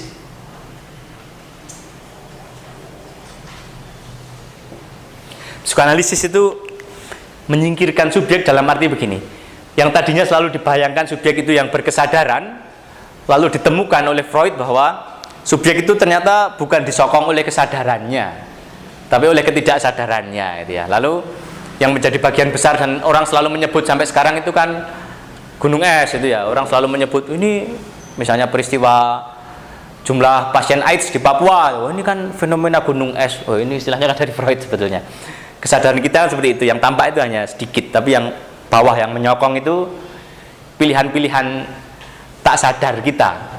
Bahwa orang memilih seperti itu ada motif tidak sadar yang dia tidak tahu dan dia pilih. Mengapa milih kuliah desain grafis daripada kuliah jurusan yang lain? Itu kan faktor tidak sadarnya yang betul, dan itu di pendapat Freud kuat. Maka tadi ketika saya mengatakan ada orang yang mau killing Freud, itu bukan killing juga, itu hanya mengkritik metodenya Freud. Tapi sebagai cara untuk menalar realitas, memang gagasan dari Freudian, dari Jacques Lacan itu praktis hampir tidak hampir tidak tergoyang memang gagasan itu. Hanya metodenya bisa kita kritik. Itu, tapi kemudian semakin banyak lagi bagi Foucault misalnya, Foucault itu manusia menjadi subjek gara-gara 3 hal ya. Ini kan gemburan-gemburan pada subjek yang setelah tadi berjalan dengan tegak, lalu rupanya mulai digempur oleh banyak orang. Pada Foucault misalnya, subjek itu orang itu menjadi subjek karena ada objektivasi dalam ilmu pengetahuan. Objektifikasi. Lalu ada dividing practices.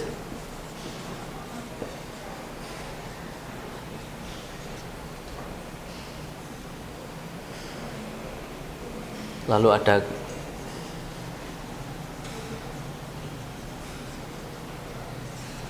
kehendak untuk menjadi subjek.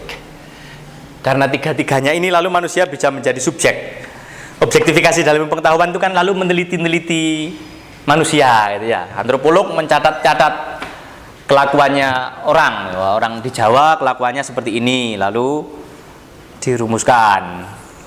Maka dari yang seperti itu lalu orang menjadi subjek. Dalam kedokteran lalu orang diteliti organnya, dibongkar-bongkar badannya, lalu dalam posisi seperti itu dia jadi subjek gitu.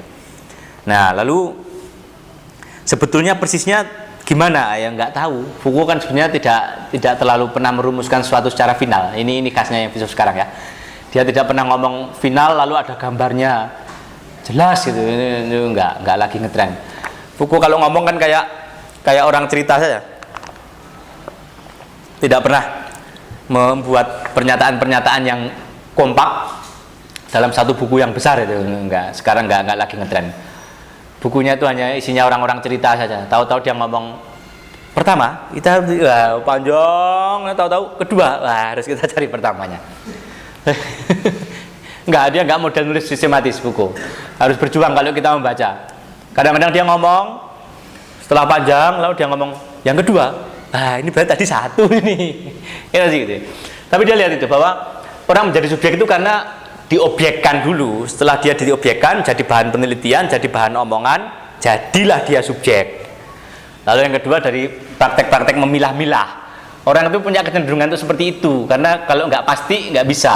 Maka dipilah ini subjek, ini yang objek. Jadilah orang itu subjek gitu ya. Lalu yang ketiga memang karena orang mau jadi subjek aja, udah. Bukan gitu. Lu memang kan ini enggak. Karena lu pengen jadi subjek aja, lu jadi subjek. Coba sekarang kamu ubah. Ya, bisa enggak toh? Itu kan khasnya Foucault kan seperti itu, sebenarnya gengnya Foucaultian. Nanti efeknya misalnya soal identitas kan juga seperti itu. Dan dia hidupi ya, artinya identitas seksual itu itu pilihan kamu. Kamu mau jadi cowok, jadi aja cowok. Pengen jadi cewek, lu enggak usah mikir organnya, lu bisa berperan jadi cewek.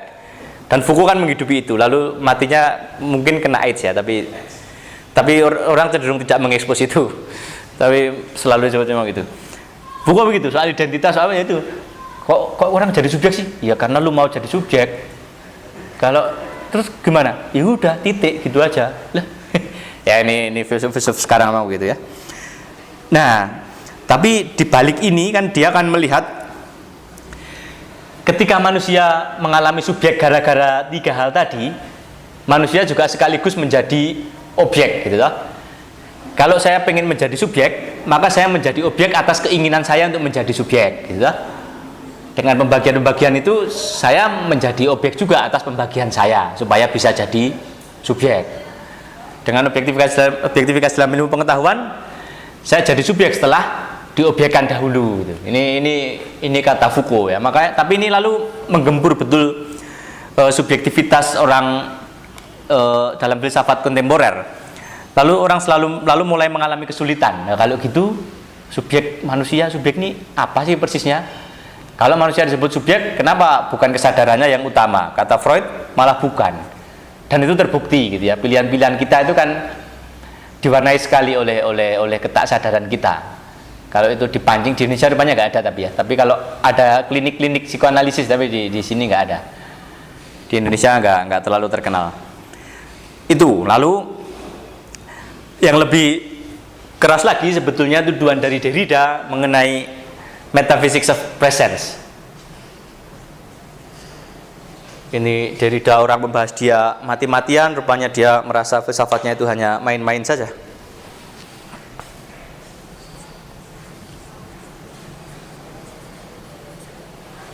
Derrida itu mengkritik seluruh tradisi filsafat barat sebagai metafisika kehadiran. Artinya bagi filsafat barat, apa-apa yang diomongkan itu kan selalu dibayangkan hadir dan ada gitu ya, metaphysics of presence. Lalu harus selalu dibayangkan kalau kita berbicara tentang orang atau berbicara diri sendiri, itu kehadiran itu juga terjadi secara langsung ya. Tapi bagi Derrida, kehadiran itu kan selalu tertunda. Tertundanya kalau pada bahasa,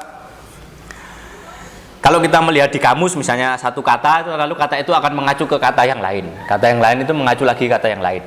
Demikian juga yang terjadi dalam relasi kalau kita omong. Ketika kita omong, saya subjek, Anda sekalian jadi subjek.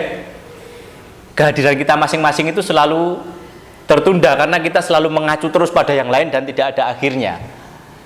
Tapi Derrida masalahnya adalah, saya mulai mengkritisi Derrida karena saya pikir kalau lalu hanya membongkar begini, ya terus mau apa gitu ya. Kan nyatanya relasi seperti ini tetap kita perlukan. Bahwa kita sekarang ngobrol itu tetap kita perlukan. Tapi bagi Derrida enggak, seluruh filsafat barat itu terlalu menekankan kehadiran. Kalau saya ngomong saya, nah itu hadir. Padahal kata saya itu sendiri kan merefer ke yang tak terbatas. Jadi kehadirannya tertunda, yang didapat hanya jejaknya saja, trace-nya saja. Itu. Nah, tapi dalam filsafat ini menjadi sesuatu yang serius. Ya, dalam filsafat ini menjadi sesuatu yang serius, dan omongan-omongan mereka ini lalu membuat orang bertanya-tanya lagi, subjek itu lalu apa? Kalau manusia menjadi subjek itu lalu artinya apa? Hanya jalinan dari struktur, atau sebetulnya hanya tumpukan dari yang tidak sadarnya dia, atau apa gitu. Ini persoalan subjek dalam filsafat.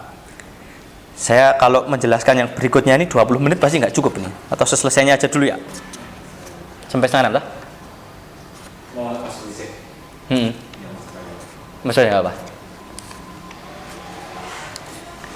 Nah, lalu kalau kita lihat pada Zizek, setelah tadi subjek mulai berjalan pelan-pelan di zaman Yunani, lalu zaman modern menjadi sedemikian kokoh, lalu mulai dianggap hancur lagi pada zaman ini, maka kita akan melihat bagaimana Zizek itu meredefinisi subjek tadi gitu.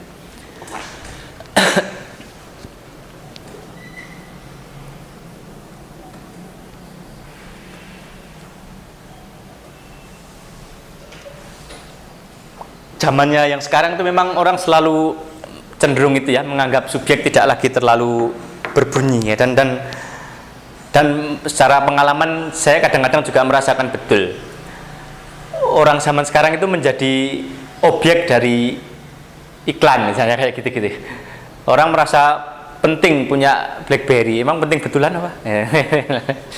Tapi memang bahwa subjek itu cenderung dianggap lenyap, hanya menjadi bentukan dari sesuatu yang lain, itu terasa loh, dalam hidup sehari-hari itu terasa. Orang merasa belum jadi orang kalau belum bisa ini, dan gara-gara iklan, dan itu terasa. Maka ini nyambung sebetulnya antara yang terjadi di filsafat sama yang konkret bisa kita alami di dunia ya, di hidup sehari-hari. Nah, maka Zizek tidak mau melenyapkan itu, tapi dia membuat penafsiran baru atas subjek, sehingga tidak membuang subjek yang Kartesian tadi, yang cogito itu, tapi dia membuat sebuah redefinisi. Nah, ini yang saya tulis ada di paper saya yang sekarang Anda bawa itu. Zizek itu membuat redefinisi, jadi bukannya ikut melenyapkan, tapi dia akan membuat redefinisi. Nah, sekarang kalau kita lihat, Zizek itu tadi berangkatnya dari si Jacques Lacan ya. Nah, yang khas ini nanti akan dipakai, jadi kita mulai dari sini. Bagi Jacques Lacan itu ada yang dia sebut sebagai mirror stage, sebagai tahap cermin. Tahap cermin itu apa? Ketika anak ditanya, adik Rini yang mana ya, lalu dia tidak menunjuk ke dirinya, tapi menunjuk ke kaca gitu ya, menunjuk ke sesuatu yang bukan dirinya. Nah, ketika itu terjadi, sebetulnya anak itu pelan-pelan mulai berusaha masuk dalam ranah imajiner. Artinya dia mengalami dirinya itu sebagai yang utuh, itu dalam imajinasinya dia dengan bantuan cermin. Nah, di sini dalam mirror stage ini lalu Lapeng memperkenalkan istilah the imaginary, yang imajiner. Artinya apa? Yang menyambungkan itu tadi. Saya yang tidak pernah bisa mengalami diri saya secara utuh, lalu mengalami diri saya secara utuh. Nah, itu yang dia sebut sebagai the imaginary.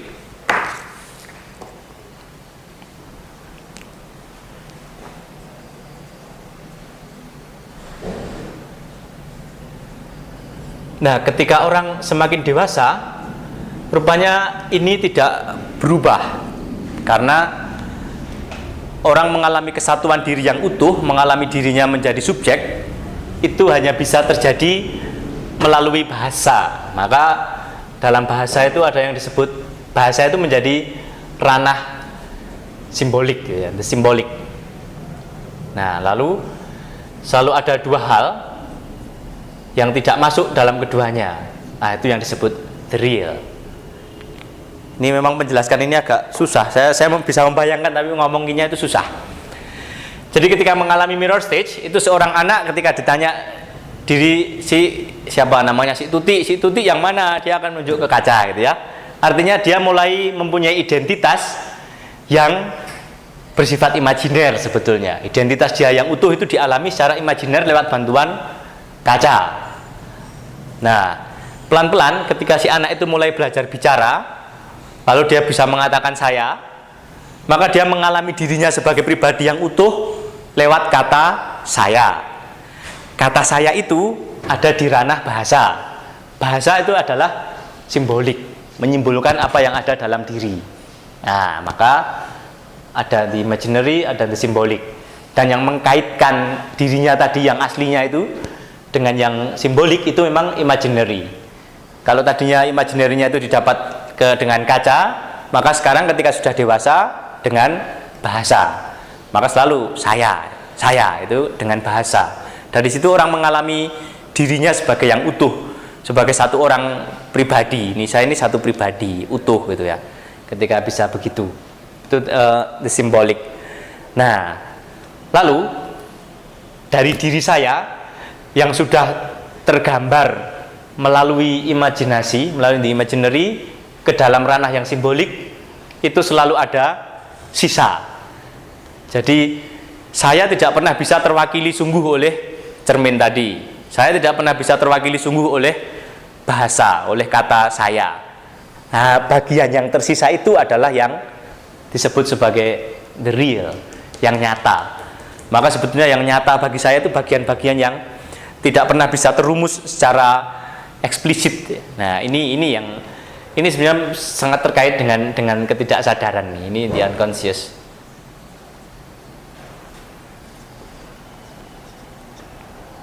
Ini, maka dari fase cermin itu manusia sejak kecil lalu selalu berhadapan dengan tiga ranah ini, yang imaginary, yang simbolik, dan ada yang tidak pernah masuk ke keduanya itu. Ini masih penjelasan dari Jacques Lacan.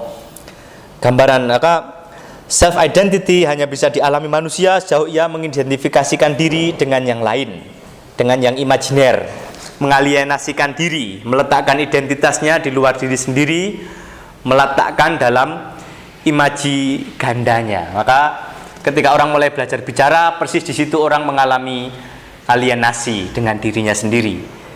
Ketika masih kecil, maka ranahnya itu ranah the real, ranah Jousong, ranah yang kenikmatan. Orang mengalami oceanic experience ketika di kandungan, lalu ketika keluar mulai mengalami trauma. Tapi masih anak kecil masih mengalami hidup dengan the real, hanya tahu rasa nikmat, sakit. tapi lalu mulai mengalami dirinya sebagai yang utuh. Persis ketika itu orang menjadi terpisah dari dirinya sendiri dan tidak pernah lagi bisa memiliki dirinya secara utuh. Nah, maka itu yang disebut triadiknya si itu. Nah, saat ego itu terbentuk berdasar itu kan, nah, lalu ketika kita mengidentifikasikan diri kita dengan bahasa, dengan the symbolic, itu sebetulnya identitas kita itu selalu mengalami, ini bahasa Indonesianya diterjemahkan apa, Mas? Misrecognition. Kesalahan pengenalan ya. Jadi yang bukan dirinya dia recognize sebagai dirinya. Nah, dan itu nasib kita seterusnya itu seperti itu. Yang bukan dirinya dianggap direcognize as myself. Ya, itu yang contoh. Itu contoh di luarnya, tapi yang ini kan yang lebih ke yang private pun sebetulnya seperti itu. Setiap kali saya omong saya, itu saya terpisah dengan diri saya sendiri. Ini yang tadi sayanya sendiri itu masih yang the real ini. Maka identitas kita itu disokong oleh salah anggap ini, salah kenal ini, misrecognition. Nah, di sini saya menuliskan di sini, ketika anak itu ada pada fase imajiner, ketika masih kecil tadi, anak itu sepenuhnya ada dalam pelukan ibu, karena apa yang dia mau selalu dipenuhi oleh ibunya, pengen mimi, pengen bubuk gitu ya. Tapi kalau semakin besar, dia tahu bahwa perhatian dari ibunya itu semakin berkurang. Anak lalu sadar bahwa ada yang bukan dirinya yang diinginkan ibu. Karena anak kecil itu selalu memikirkan bahwa ibunya itu menginginkan dia. Ibuku tuh pengen aku, tapi enggak. Ibu itu juga pengen bapak juga pengen ada kerjaannya yang lain. Nah, lalu ibu itu ternyata punya kekurangan yang dicari dalam diri yang lain, yaitu ayah. Lalu dalam diri anak itu merasa dirinya ada yang hilang. Maka ketika anak mengalami dalam dirinya ada sesuatu yang hilang, dan yang hilang itu oleh si Jacques Lacan disimbolkan sebagai falus ya. Nah, maka kalau kita menyebut dalam psikoanalisis ada istilah falus, saya kira tidak lalu mudah kita sebut oh falus penis, enggak. Falus itu tadi kenikmatan gembiraan yang lalu terhilangkan ketika orang mengalami kastrasi, istilahnya. Kastrasi itu kan dikebiri. Tapi itu istilahnya yang dipakai psikoanalis memang itu. Jadi falusnya itu dihilangkan. Yang tadinya nikmat bisa dipakai untuk mainan, hilang itu yang dialami. Nah, lalu ayah itu kan berperan dalam memasukkan kita dalam the symbolic. Ayah itu tampil sebagai aturan-aturan yang mengatur. Kalau omong itu harus begini. Kalau ngomong saya sebagai subjek itu I. Kalau jadi objek harus me, dalam bahasa Inggris ya. Nah, yang seperti itu yang the symbolic. Lalu the real itu tadi yang tidak bisa masuk dalam the symbolic. Lalu dalam saat-saat tertentu the real atau tumpukan dari unconscious kita yang berupaya untuk mencari yang nikmat, falus atau shosong itu tadi, pada saat-saat tertentu tampil menyeruak dan ingin diakui. Nah, ini yang proses yang kadang-kadang disebut sebagai trauma itu kan seperti itu. Orang mengalami trauma itu kan terjadinya bukan di tataran simbolik. Saya bisa mengatakan saya tidak mengalami trauma kok. Buktinya apa? Ini saya bisa merumuskan persoalan dengan jelas? Enggak. Tapi terjadinya itu di daerah sini nih. Dan pada saat-saat tertentu itu akan menyeruak muncul. Padahal trauma yang dialami orang ketika hidup itu kan banyak sebetulnya. Dimulai dari ketika lahir itu sudah trauma. Tadinya enak di rahim, dipaksa keluar, jadi nggak enak gitu ya. Nah, lalu trauma-trauma itu yang selalu berusaha mencari pemuasannya. Ini penjelasannya si Jacques Lacan mengenai subjek. Yang nyata atau the real itu saat dimana manusia mengalami kenikmatan sebelum masuk pada fase imajiner dan fase simbolik. Pada saat itu manusia hanya berhadapan dengan the real. Lalu ketika mulai masuk pada level imajiner, level simbolik, lalu orang mulai kehilangan dirinya. Dan celakanya, representasi simbolik seperti itu tidak pernah pas. Artinya ini subjek ya, ini diri kita yang sebetulnya itu kan selalu kita wakilkan dalam subjek bahasa itu yang simbolik tadi toh. Jembatannya itu the imaginary di sini. The imaginary. Ini subjeknya betulan. Nah, di sini tuh selalu masih ada the real yang nggak masuk ke sini. Ini the symbolic. Nah, ini diri kita yang sebetulnya, ini the symbolic, ini ada jembatan the imaginary. Tapi sini selalu masih ada bagian yang sisa yang tidak mungkin masuk ke sini semua. Demikian juga orang lain. Orang lain itu juga begini nasibnya. Ini S1. Nah, lalu yang berelasi itu hanya ada di sini saja sebetulnya. Dan seperti inilah nasib kita untuk seterusnya. Maka dalam perspektif seperti ini, kita tidak akan pernah memiliki penanda yang pas bagi diri kita. Karena kata saya yang kita pakai, kata aku, gue itu tetap nggak dapat. Nah, dari dasar ini nanti kita akan melanjutkan bagaimana subjek yang seperti ini itu oleh Zizek dimasukkan ke dalam yang filsafat seperti yang tadi itu. Saya kira sekarang segitu dulu. Ini yang mirip bahasa analogi yang pernah saya dapat. Bahasa itu seperti pengacara. Ya. Saya berbicara atas nama klien saya, gitu. Jadi kita tidak pernah bisa berbicara karena yang berbicara adalah bahasa. Ya. Kalau bahasanya siapa satu lagi itu yang Benveniste. Oh, Benveniste. Dia bilang itu saya suka pisang. Itu bahasa, tapi kan saya yang sebenarnya itu sebenarnya nggak terlalu suka pisang juga, tapi ya jadi kayak klien yang harus mewakilkan dirinya kepada pengacara dan pengacara yang berbicara, gitu. Jadi yang berbicara adalah pengacara kita dan pengacara yang lain. Kitanya sendiri itu nggak pernah dapat memang. Ada yang pakai analog itu. Tapi ini memang kerasa betul ya bahwa bahasa nggak akan menuntaskan apapun dari diri kita. Selalu ada yang sisa, Tidak pernah terwakili betul oleh S1 itu. Saya kira kita hari ini segini dulu ya.